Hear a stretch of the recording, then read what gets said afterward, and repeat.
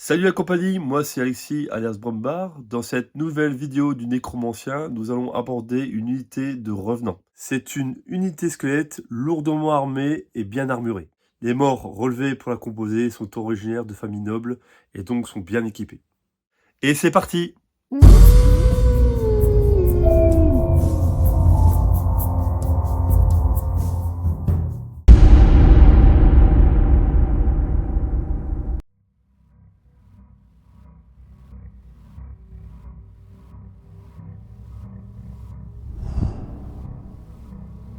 Ce coup-ci, nous nous attaquons au Brouillard Guard de chez Highlands Miniature, toujours imprimé chez 3D Minis Factory. Alors nous aurons des figurines qui vont nous servir pour représenter des revenants. Ici, elles sont équipées d'un bouclier et d'une lance, et les lances ne font pas partie des équipements des revenants. Pour que ce soit un peu plus big, ce que vous voyez, c'est ce que j'ai. Pour que les revenants ne soient pas assimilés à des lanciers, je ferai en sorte de mixer avec d'autres figurines, avec vraiment clairement soit des armes à deux mains, peut-être au premier rang pour vraiment voilà, faire comprendre que c'est une unité d'armes à deux mains, et puis ceux-là ils feront le rang arrière, ou je leur donnerai des boucliers avec des épées pour que ce soit plus clair. Ah, ici c'est représentatif de l'unité, il y a 20 figurines et vous voyez qu'il y a 4 fois la même figurine de chaque type. Voilà, je les ai alignées pour ressembler 4 fois la même, 3 fois, 3 fois, 2 fois, 3 fois, 2 fois, et l'état-major est unique. Donc le musicien, le porte-drapeau, porte-étendard et le capitaine. Ce qui fait quand même une bonne variété. Hein. Après vous changez les boucliers, vous voyez, vous avez des possibilités de mettre 3 types de boucliers différents. Ça permet d'avoir une variété de troupes qui est quand même pas négligeable. Je vais passer au soclage en ajoutant les gravillons, ni plus ni moins que les étapes habituelles, déjà vues dans les vidéos précédentes. De même, comme vu précédemment, nous passons au bombage. Nous utilisons toujours la bombe Angel Green de chez Army Painter. On pulvérise à 15-20 cm des figurines dans un endroit aéré. À l'aérographe, on pulvérise une première sous-couche au gris de chez Valero, à 45 degrés sur l'ensemble des figurines. Puis on passe à la deuxième sous-couche avec du blanc de chez Valero en procédant en zénithal.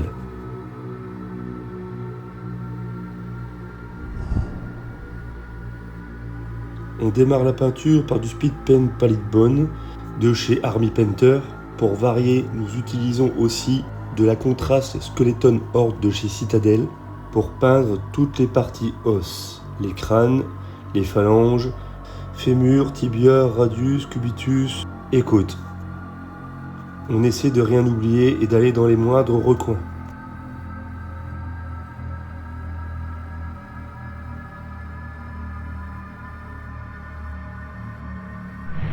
Ensuite, nous passons à la gamme Metal Color de chez Valero.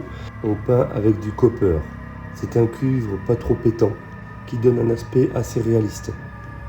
Maintenant, cette gamme de peinture est plutôt adaptée à l'aérographe. Les couleurs cuivre et bronze se prêtent totalement aux guerriers squelettes. Cela correspond à des guerriers antiques.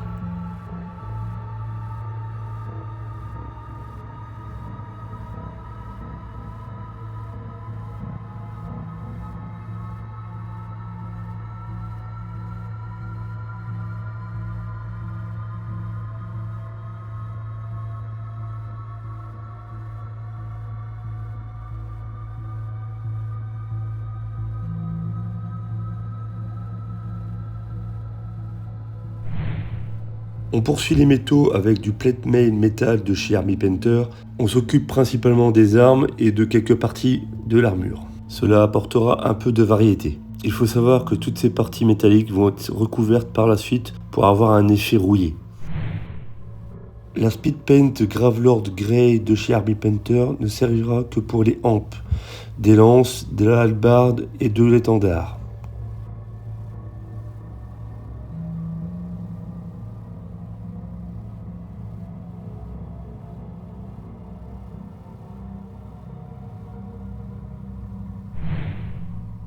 Le Greedy Gold de chez Army Painter nous servira à rehausser certaines parties de l'armure, afin de varier et de flatter l'œil. Ensuite, on utilise la Speed Paint Plasmatic Bolt de chez Army Painter. dilué avec du speed paint medium afin de traiter tous les tissus. Pour avoir un effet spectral, on va laisser des parties blanches apparentes et donc jouer avec le médium pour tirer la peinture dans les coins, la lisser correctement pour un effet plus propre et éviter les effets de pâté. Cette couleur est la signature de mon armée de morts-vivants. Elle contribue à l'homogénéisation de mon armée ainsi que les socles.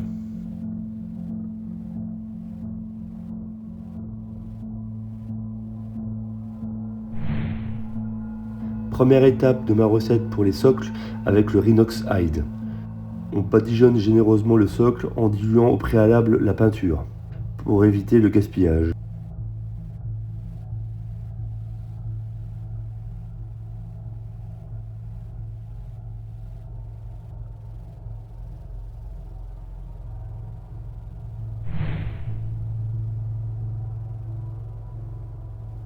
Maintenant, nous utilisons du bleached bone de chez Herbie Painter pour rehausser toutes les parties squelettiques.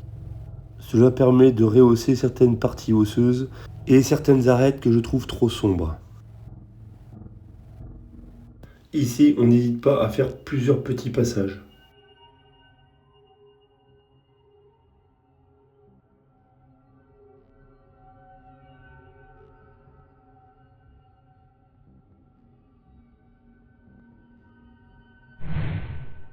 On utilise un speed paint camo clock de chez Herbie Painter pour traiter tous les cuirs et leur donner un aspect pourri. Nous avons principalement les ceintures et quelques lanières de cuir.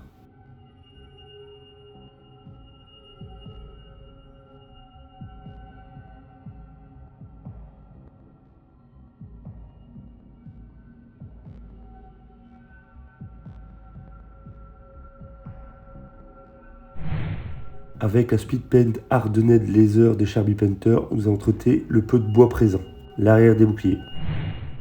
Avec l'Agrax Earth Shade de chez Citadel, nous apportons les ombres. Ici, nous traitons la quasi-totalité de la figurine, sauf les tissus et les parties squelettiques.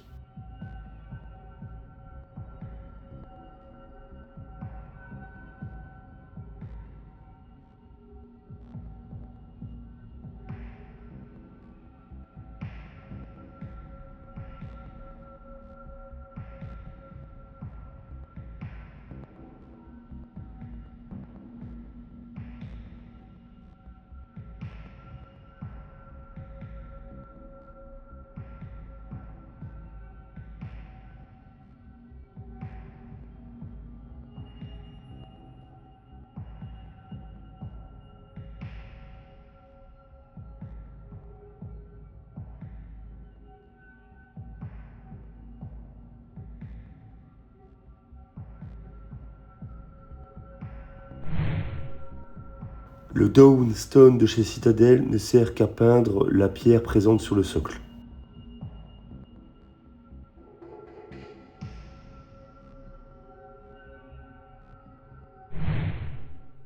Étape suivante de la recette des socles, le Moorform Brown de chez Citadel.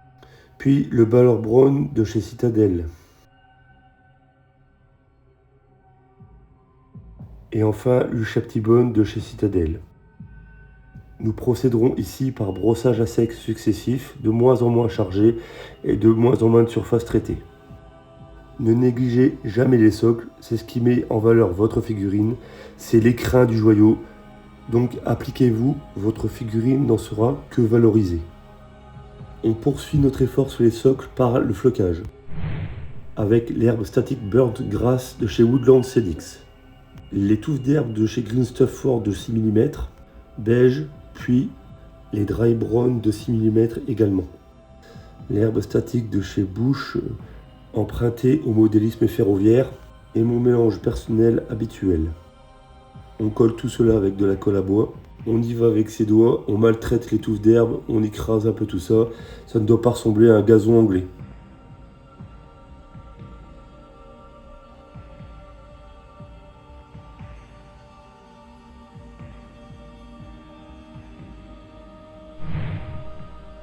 Pour les moins courageux, on pourrait presque s'arrêter là. Nous nous attaquons à l'étape du weathering avec la rust texture de chez Green Stuff World. Alors comme indiqué sur le pot, c'est de la texture. Donc ça amène des reliefs, ce qui donne un effet très rouillé, très vieux, très abîmé par le temps. Ben, ça tombe bien, c'est ce que je recherche. La Dark Oxide Rust amène une couleur assez sombre et servira donc de base pour cet effet de rouille. Comme on amène de la matière, il ne faut pas hésiter à en retirer avec un pinceau parfois, ou avec le doigt carrément. Ah oui, ces matières se matifient en séchant. Le Medium Oxide Rust de chez Green Stuff World est plus clair et permettra de finaliser cet effet rouille. On vient ici par petites touches, de façon assez aléatoire. Ici, il n'y a rien de mieux que de s'inspirer de la réalité. Observez dans la nature comment les métaux se font attaquer par la rouille et appliquez ça sur vos figurines.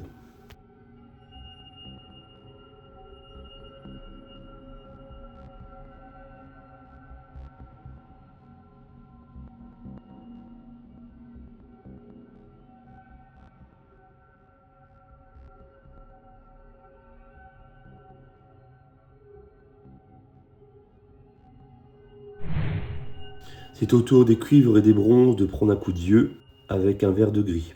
Il y a autant de verres de gris que de marques. À vous de faire votre choix.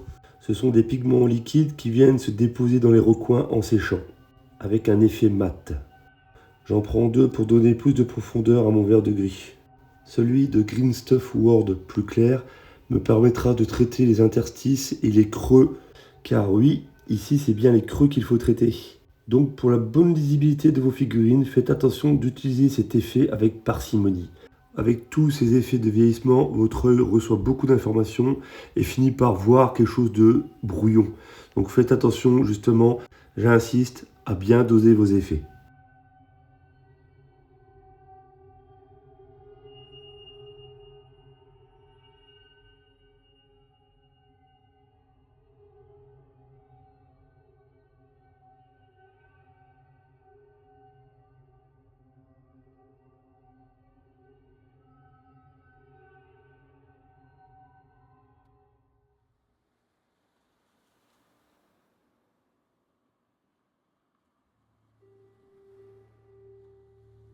J'utilise aussi un pinceau plus large pour essuyer et faire des coulures.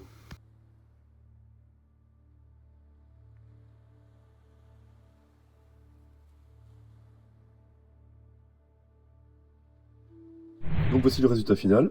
Voici mes revenants pour le jeu Kings of War. Ce sont des troupes d'élite squelettes. Ici nous avons donc le capitaine et le porte-étendard.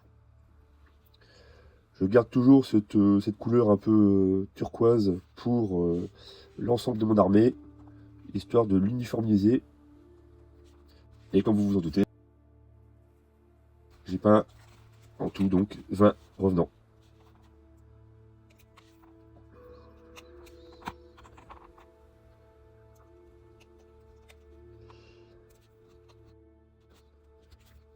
La prochaine étape, ce sera certainement d'essayer d'upgrader cette unité. Donc plutôt que d'avoir un régiment de 20 figurines, je vais essayer de monter à une horde en ramenant d'autres figurines de revenants squelettes ou en upgradant avec des figurines plus grosses, du type squelette orc ou squelette ogre.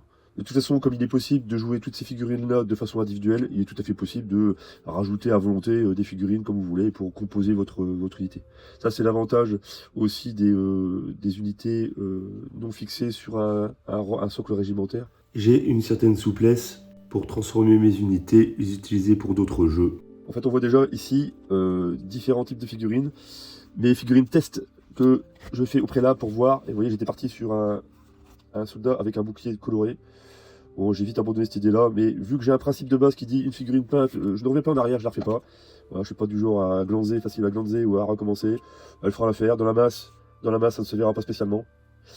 Et il y en a une deuxième un peu de ce type-là, on la voit là, et derrière. Ici. Bon, ouais, vous la voyez, elle est arrière ici. Pareil, j'avais peint le bouclier avec la couleur de base, cette couleur propre à mon armée. Et au fur et à mesure de la peinture, vous faites d'autres choix.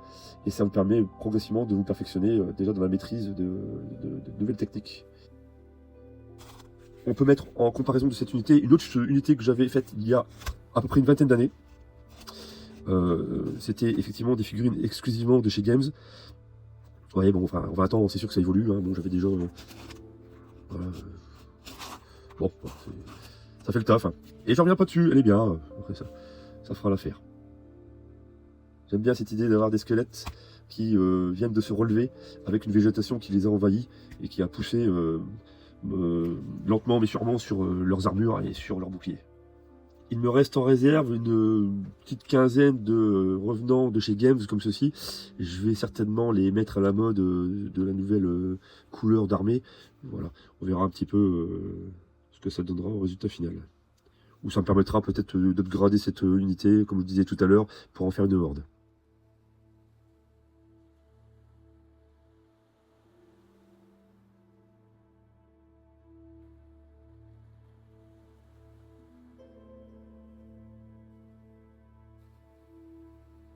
Comme d'habitude, si vous voulez m'aider dans mon effort de guerre, pensez à liker, commenter positivement et chaleureusement. Je me ferai un plaisir de vous répondre. Et bien évidemment, abonnez-vous si ce n'est pas déjà fait. Je vous salue la compagnie et je vous dis à très bientôt.